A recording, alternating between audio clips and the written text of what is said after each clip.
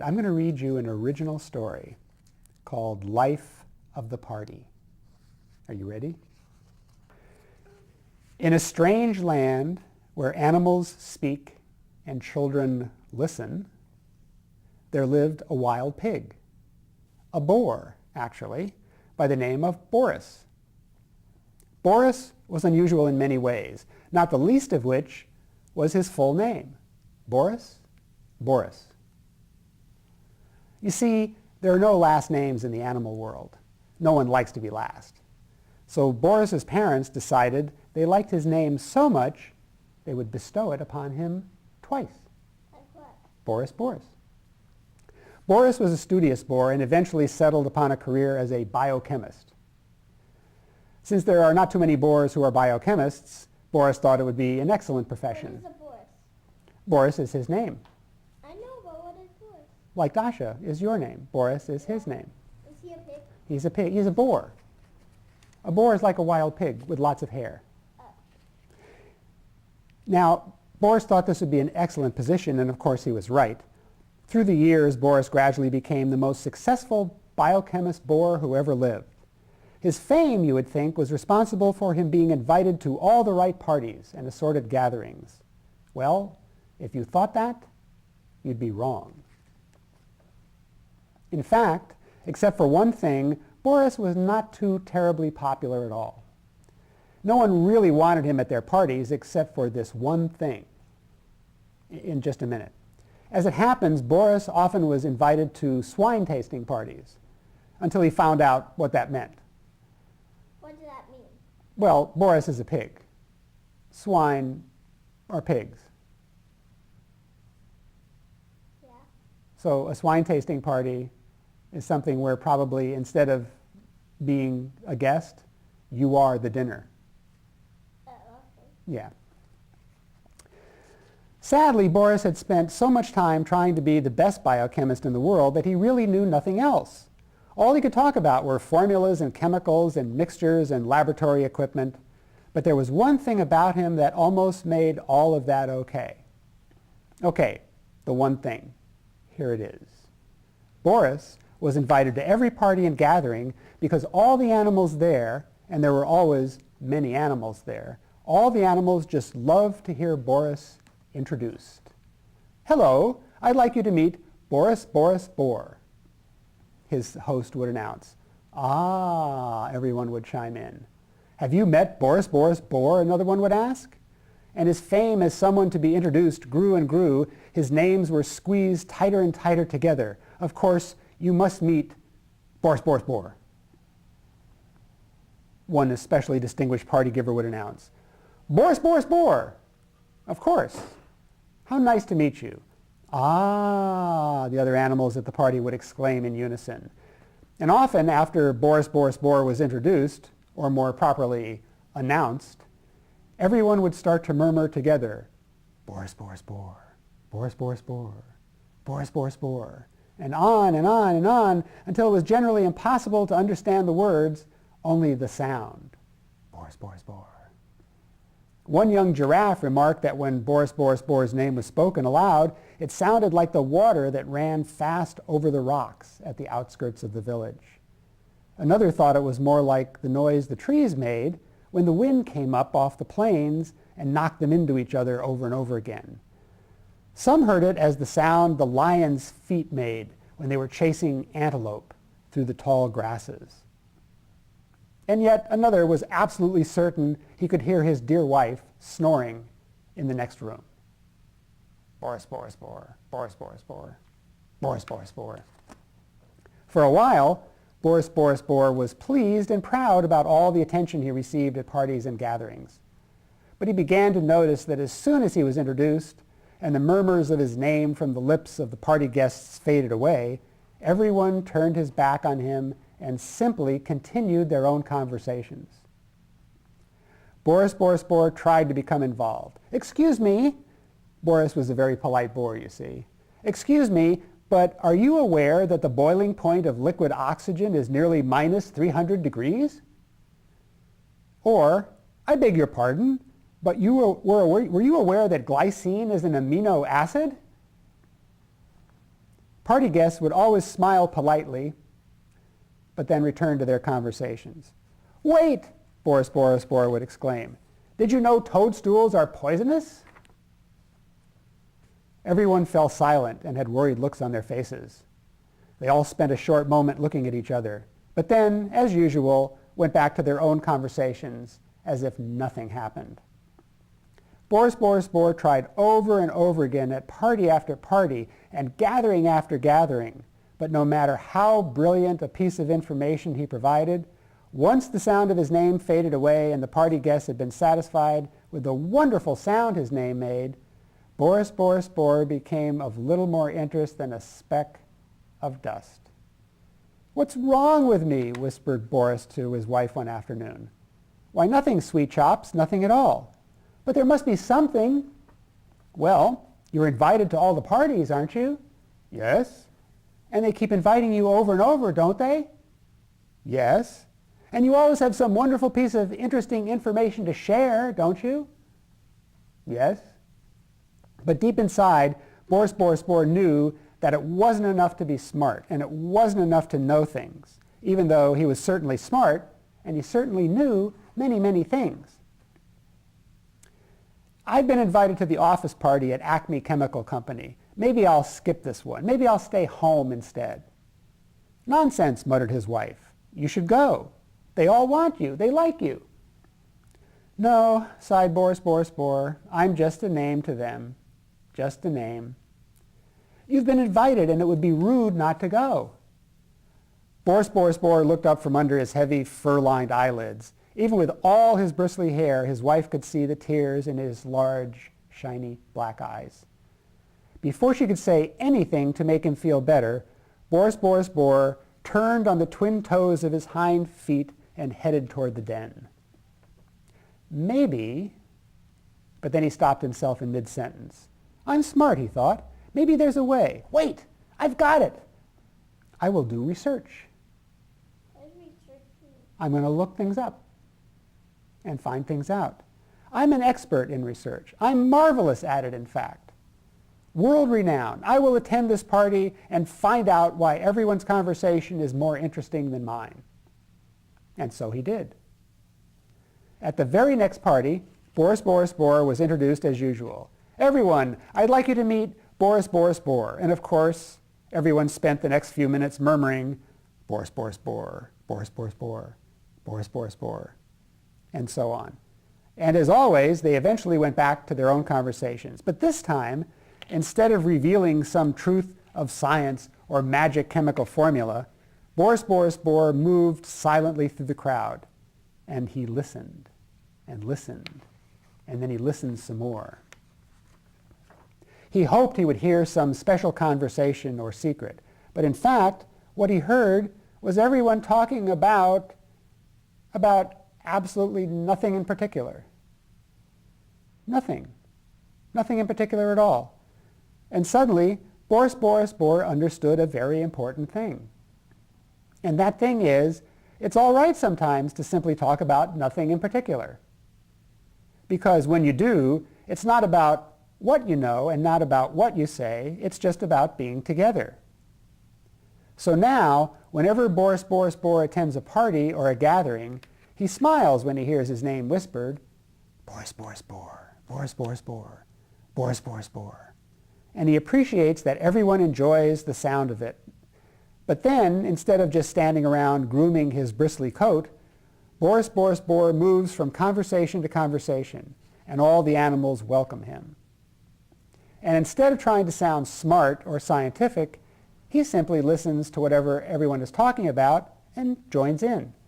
He talks about the weather, the price of corn feed, or how dusty the stalls get in summer. And now, he feels a whole lot better. The end.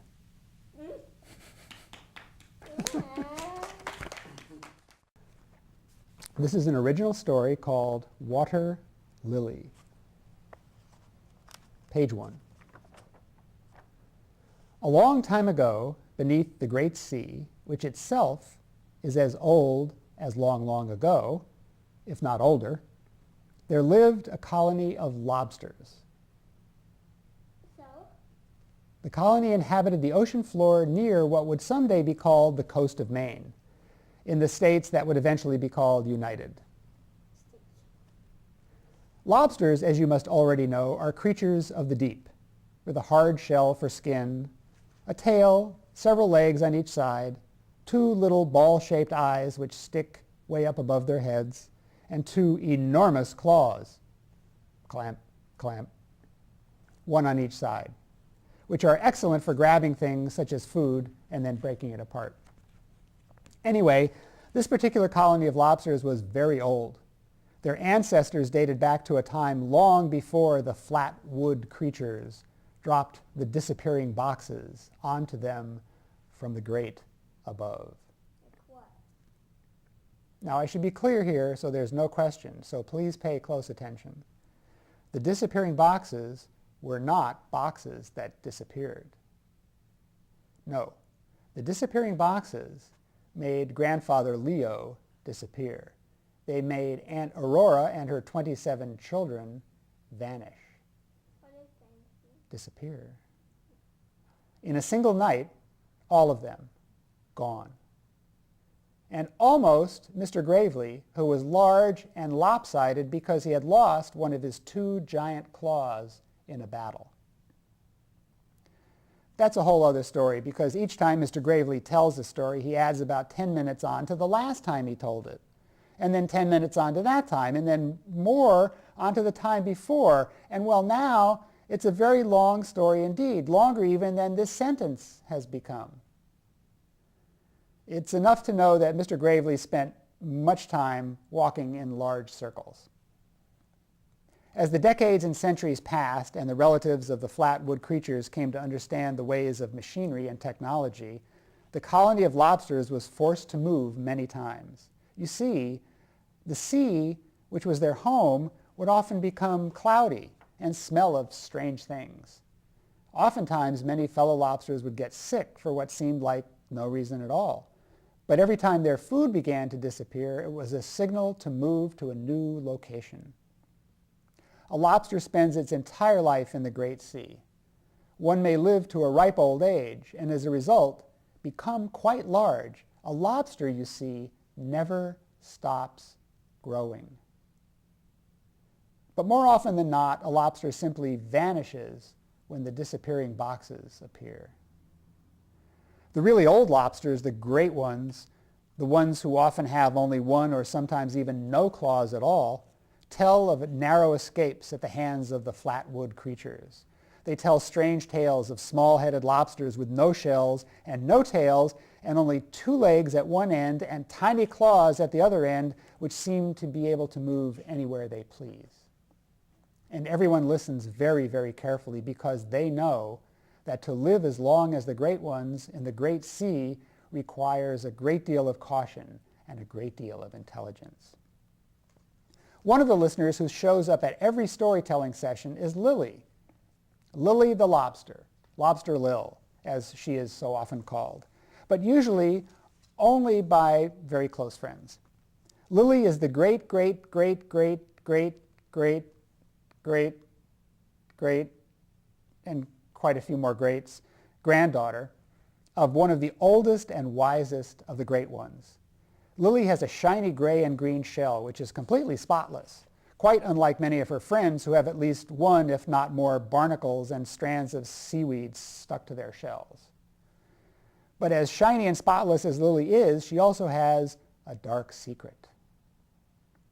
For her entire life, for as long as she could remember, forever and ever, Lily the lobster has been afraid of the water. She is so afraid that instead of joining in on food scouting trips or sharing a tasty clam or oyster or crab with her friends or swapping tales of adventure, Lily hides between two special rocks and pretends to be a rock herself. She does this so the otters and the large fish won't notice her, even if they're quite hungry. In fact, Lily spends most of her life hiding. She hates the dampness of the water, the saltiness, the cold, the strange noises, and all the odd things that float past her. For her, the water, the great sea itself, is a scary place. And when she's in hiding, it feels a lot less scary. And sometimes, when she's in hiding and staying very, very still, she sees the flat wood creatures drifting way above her. And sometimes, when they drift above her, the disappearing boxes appear. Once, one fell from above and landed only a lobster claw's distance away from her hiding place. On that day, she watched in amazement as many of her friends climbed all over the disappearing box, joking and laughing as they went. But Lily just closed her eyes and stayed very still again. She never saw those friends again. Why? Disappear? Next time, at the telling of the tales by the great ones, Lily sat quietly as she always did and listened to the large old lobsters as they retold the same stories over and over and over again. But partway through one particularly interesting story, Lily suddenly raised a claw high in the air, a signal that a lobster gives when she wishes to speak. The great ones stared at her in amazement. It was highly unusual, not to mention potentially rude, for a young lobster who should be listening to ask to speak. "Young one," bellowed Mr. Gravely, "you wish to address your elders?" Lily nodded her head, which, as you must already know, is rather difficult for a lobster to do. "And what do you wish to say?" Speak up, speak up. I want to know what happened to all my friends." "Well, I'm sure they're someplace, probably having a grand old time, don't you know?" And he laughed a laugh that started way down in his belly and finally made it out through his mouth in a rather large bubble. "Someplace where?" asked Lily. "I don't know," said Mr. Gravely. "Just, someplace." He was about to resume his story when, "You're lying," shouted Lily in a way that was not at all like her usual quiet nature. "I beg your pardon," thundered Mr. Gravely as he swung his one remaining claw around and pointed it toward Lily. She took a step back, then another. She'd never seen Mr. Gravely this angry before. "I saw them, my friends, I saw them. One minute they were laughing and joking, and the next minute they were all gone." "Yes, well," Mr. Gravely cleared his throat the way bankers and teachers do when they don't want to discuss something. "They probably went off somewhere to play. Yes, that's it, off somewhere to play." The other great ones all nodded in agreement. "No." "No?" said Mr. Gravely. "No, I don't believe you." "You don't, huh?" "No, and what's more, I think a lot of us have been disappearing lately." "Perhaps you're just noticing more." "Huh?"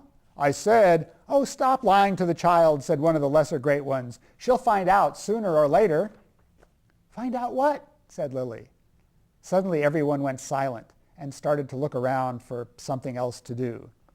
"Find out what? What? Tell me," cried Lily. The lesser great ones began to mutter and argue and mention things like, "You must tell her and you can't keep her in the dark forever." And their muttering and arguing got louder and louder until finally Mr. Gravely could stand it no longer. "Enough!" he bellowed. "Enough!" The lesser great ones regained their composure and sat down. Mr. Gravely gathered his thoughts and allowed his one giant claw to slowly sink to the sandy bottom. "Young lady," he began, "you have spent so much time hiding that you failed to notice the world around you." "But I have a shiny and spotless shell," boasted Lily. "Indeed you do," echoed Mr. Gravely. All the lesser great ones nodded in agreement. "But in doing so, you've missed out on a very important piece of information. And also, your friends, if you didn't know, were on a food gathering expedition. Food for them, but also food for those of us who can no longer feed ourselves.